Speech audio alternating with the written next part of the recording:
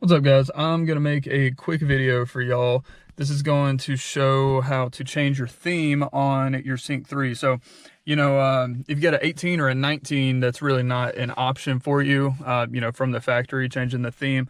But now keep in mind, I have mine's a 2018, but I've upgraded my software to the 2020. I'll put a link in the description for how to do that. It's through Cyan Labs. It's really cool.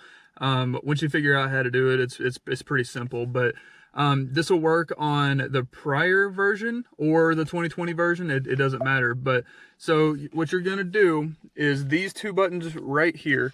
So the CD eject and the right skip. Now, if you have a CD player, you'll do it this way. I'll show you the other way here in a second. But you're going to press and hold those two buttons down. And you're going to wait for about 6 or 7 seconds. There's going to be a loud noise. Yeah, just stop that, because what that's doing, that's testing all the speakers to make sure everything's working. But you're going to hit testing settings, and then you're going to enable that right there. So what that's going to do is put a shortcut on your settings page. So now you have testing settings right here. So that's really cool. Now, if you have an 18, I think maybe 19, I'm not sure if the 19s work, but you will have the Ford GT theme. So when you press that, it will change your theme. And sometimes you got to give it a second. It'll take its sweet time trying to switch over. But it's super cool. I really like this. And this is something that anybody can do. If ForeScan is intimidating to you, this is a really easy way to go in and not jack anything up. And now the only downside is, there it is. So that's really cool. But the only major downside to all this is whenever you go to, like say you turn the car off and you open the door and it kind of resets, if it sits for about 5 minutes or more, it will revert back to the standard theme.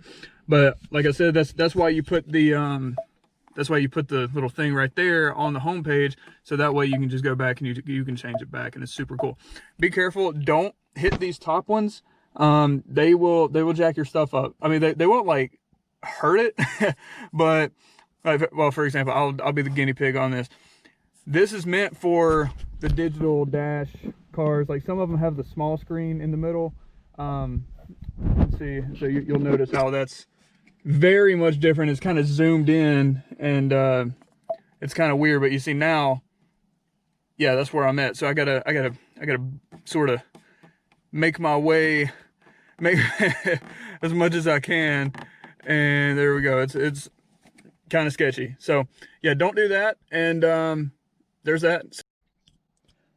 So I almost forgot the other way to do it. If you don't have the CD player, okay, which I think I've probably seen maybe 2 19s and like no 2020s that actually have a CD player. So what you're gonna want to do is hold the right skip here and the right skip on the steering wheel. Now I don't know if mine will do it, but I'm gonna try it. Oh, okay. Well, okay. So I'm pressing it here, pressing it here.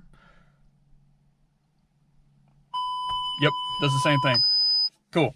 So that's how you're gonna do it. If you don't have the CD player, that'll get you to that thing right there. And there's some other cool stuff in there, but most people will have zero need for any of that stuff.